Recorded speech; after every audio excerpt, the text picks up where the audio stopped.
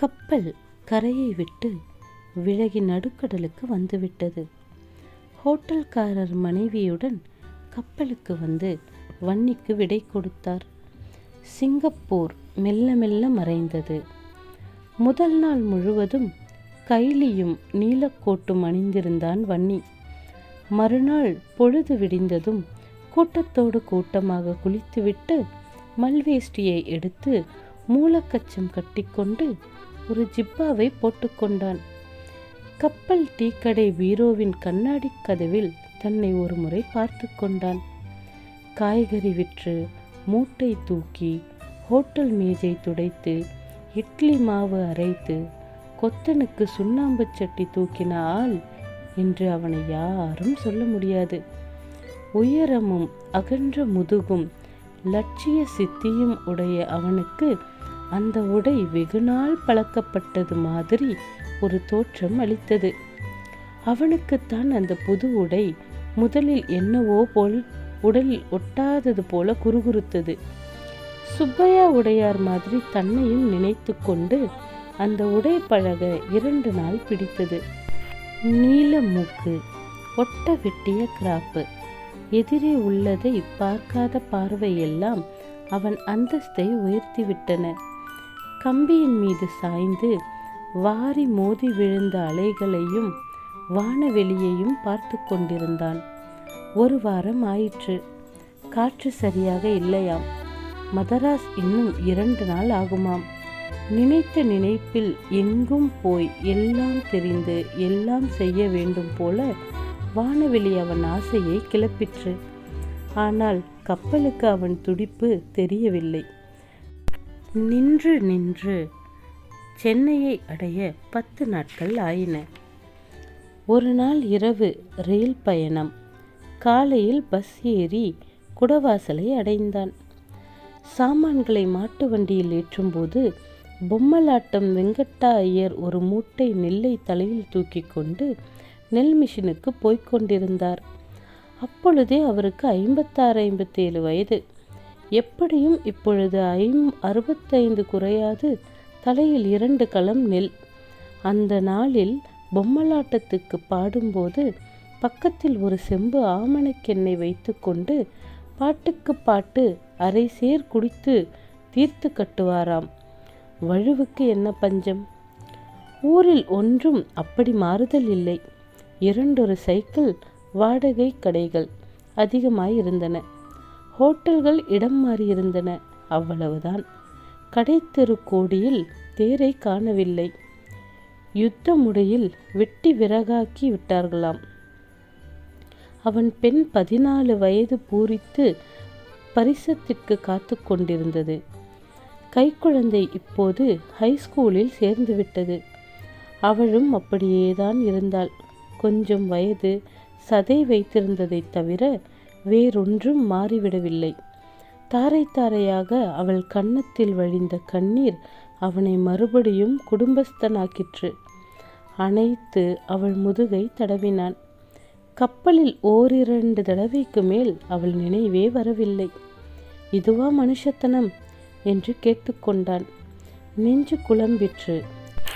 ஊசலாடினான், தயங்கினான். சாப்பிட்டதும் தூக்கம் பிடிக்க நேரமாயிற்று. அதுவும் 3 மணிக்கு கலைந்துவிட்டது.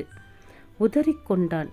உலுக்கி சஞ்சலத்தை சிலிர்த்து எரிந்துவிட்டு கும்பகோணம் போகிறதாக கிளம்பிவிட்டான். அக்கறை சீமையிலிருந்து வந்தவனுக்கு எவ்வளவோ வேலை இருக்கும். அவள் பேசாமல் இருந்து விட்டாள். தஞ்சாவூர் வரும்போது இருட்டி 2 நாழிகையாகிவிட்டது. ரயிலடி ஹோட்டலில் சாப்பிட்டுவிட்டு வன்னி வேகமாக நடந்தான். மாறுதல் ஒன்றும் தெரியவில்லை. மணிக்கூண்டுக்கு அப்பால் புதிதாக முனிசிபல் ரேடியோ நிலையம் உழைத்திருந்தது. பெயர் தெரியாத வாத்தியம் ஒன்று சாகிற பூனை மாதிரி முனகிக் கொண்டிருந்தது. அப்போது எதிரே சற்று தூரத்தில் ஒரு புது சினிமா கொட்டகை. இன்னும் கொஞ்ச தூரம் நடந்ததும் பழகின குரல் ஒன்று கேட்டது. ராமர் கிருஷ்ணர் படம் எழுதும் எதிராஜு இடிந்து பொக்கை விழுந்த திண்ணையில் ஒட்டி உழர்ந்த அழுக்கும் கிளிசலுமாக உட்கார்ந்து ஒரு நோஞ்சான் குழந்தையை கொஞ்சிக் கொண்டிருந்தான். வருஷம் தவறினாலும் அவனுக்கு பிள்ளை தவறுவதில்லை. புதிதாக லாட்டரிகள். தஞ்சாவூர் பெரிய ஊராக தான் போய்விட்டது. இன்னும் சற்று தூரம் வந்தான் வன்னி. நெஞ்சு படபடத்தது.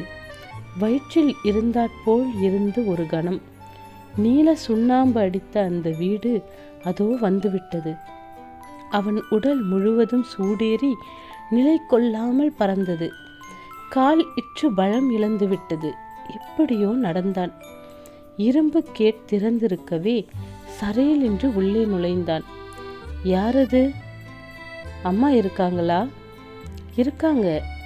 வன்னி உள்ளே நுழைந்தான். யாரு?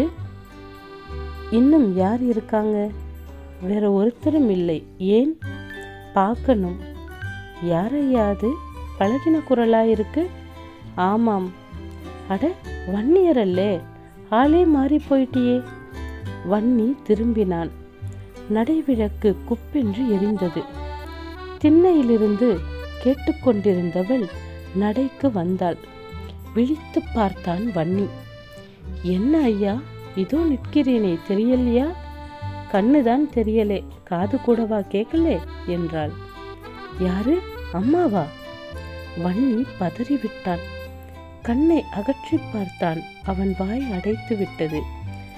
கொன்றைப்பூ நிறம் அப்படியே அற்றுப்போய் உடல் பச்சை பாய்ந்து கருத்திருந்தது. கூணல், வெகுநாள் கூணல் போல தோள்பட்டையிலும் கன்னத்திலும் எலும்பு முட்டிற்று. தலை முக்கால் நரைத்து விட்டது. வகிட்டுக்கோட்டில் வழுக்கை தொடங்கி அகன்றிருந்தது. வன்னி பார்த்தான். அந்த உடலில் சதையே மறைந்து விட்டது. மணிக்கட்டு முண்டு தோலை முட்டிற்று. புறங்கை நரம்பு புடைத்து நெளிந்திருந்தது. தோளில் பசையற்று வற்றி உலர்ந்த சுருக்கம் சிரிக்கும்போது தேய்ந்த பல்வரிசை தெரிந்தது. எத்தனை இடுக்கு! தலைமயிர் கூழை பாய்ந்து விட்டது. குரலை தவிர வேறு பழைய அடையாளம் இல்லை. அவள்தான் சொர்ணம் என்று நிதானம் செய்து கொள்ள 2 நிமிஷம் ஆயிற்று அவனுக்கு. எங்கிருந்தையா வர? சிங்கப்பூரிலிருந்து. சிங்கப்பூரிலிருந்தா? ஏ அப்பா, அங்கே எங்கேயா போனேன்? உனக்காக தான். எனக்காகவா? அந்த ஏகவசனமான அழைப்பு தான் அவளுக்கு வியப்பை தந்தது. ஆமாம், உனக்காக தான் போனேன். ஆனால் உன்னை இப்படி பார்க்கணும்னு இல்லை, அன்னைக்கு பார்த்த மாதிரி பார்க்கணும்னு போனேன். சமையல்காரி சொன்னா, அம்மா 600-700 ஒரு நாளைக்கு சம்பாதிக்கிறான்னு. கிளம்பிட்டேன். 10 வருஷமா மணலை எண்ணி போடுறாப்புல சேர்த்தேன். குண்டு பீரங்கி எல்லாம் அசையலை, தூங்கலை, மாடு மாதிரி பாடுபட்டேன். 4 நிமிஷம் சேர்ந்தா போல உன்னை நான் மறந்தது கிடையாது. இதோ என்று கையில் இருந்த கடுதாசி கவரை எடுத்து பிரித்து 7-8 100 ரூபாய் நோட்டுகளை வைத்தான். அவன் கை நடுங்கிக் கொண்டிருந்தது. அந்த அழகு போன ஜீவன் விக்கி போய் அவனை கண் கொட்டாமல் பார்த்து கொண்டே நின்றது. வன்னி அந்த தேய்ந்த பல்லையும் மஞ்சளிட்ட கண்ணையும் பச்சை பூத்த தோளையும் வெறித்து பார்த்து கொண்டே கல்லாக நின்றான். என்ன உடம்பு உனக்கு? உடம்புக்கென்ன, ஒன்றும் இல்லை. வயசு கொஞ்சமா ஆச்சு. வயசாயிடுச்சா என்று அவளை பார்த்தான் அவன். அழகில்லாதது கோரமாகலாம், அழகு கோரமானால் பயங்கரமாக இருந்தது அவளுடைய தோற்றம். ஆமாம் என்றாள் அவள். 30 கப்பாலே வருஷம் 10 கூட்டியாகணும். 40, 50, 60, 70, 80, 90. அடுத்த ஆடிக்கு 100 பிறந்திடும். நான் தாசி. ஒரு வருஷம் எனக்கு 10 வருஷம். என்னை போல அழகிலே இல்லைன்னு 1000 வாய் சொல்லி கேட்டிருக்கிறேன்.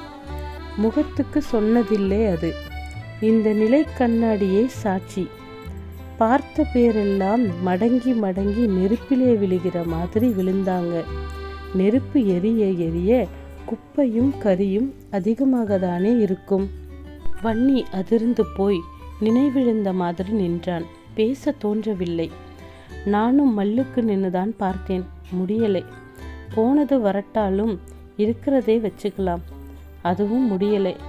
இந்த மாதிரி விஷயங்களிலே யாராலே சண்டை போட முடியும்? பணமா காசா? என்றான் வன்னி.